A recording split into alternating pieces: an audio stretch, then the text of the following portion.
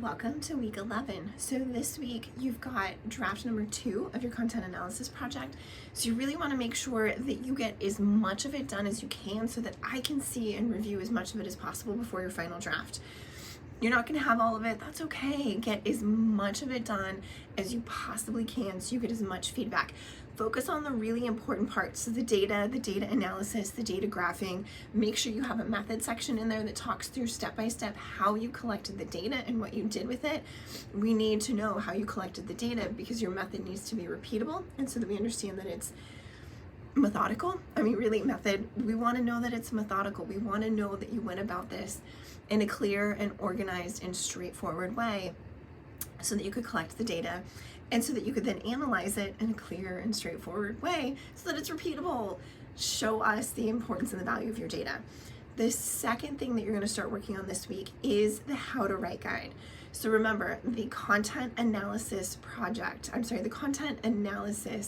is focused on an academic audience. You are adding to ongoing academic conversations from researchers like me about content strategy. I do content strategy work in my real life. So I run an email and I look at who opens it and like what percentage of people are opening it, how frequently is it sent out, how frequently after they open it are they following the links that I'm including, and then I follow for the English and world languages.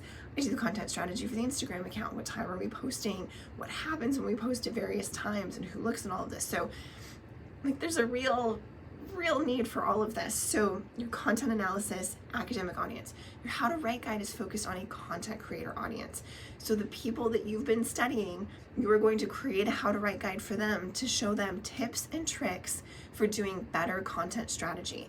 This is where we're finally at the point where you've got your draft fleshed out enough that you've got some tips and tricks that you can then turn into content creator manageable ideas. The audience is vastly different. You don't need all of the information. I mean, most of these analysis projects usually run, depending on how big the data is, 20 to 40 pages. Your content creator is not going to read 20 to 40 pages. They're not. You need to focus on tips and tricks. You need to focus on quickly and clearly communicating to them that you know what you're talking about and that you should be believed.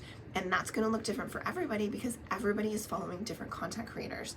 The second part of that, you will need to, and it doesn't have to be for this proposal, but at some point you need to create your own content as samples of the tips and tricks in practice. What do these tips and tricks look like? You have to create the sample. You need to embed it into the How to Write guide, and then the final How to Write guide will include all of that. If you have questions on these 2 assignments, because we are 100% balancing 2 assignments now, send me an email or send me a note via Tumblr or come to office hours. I'll see you online.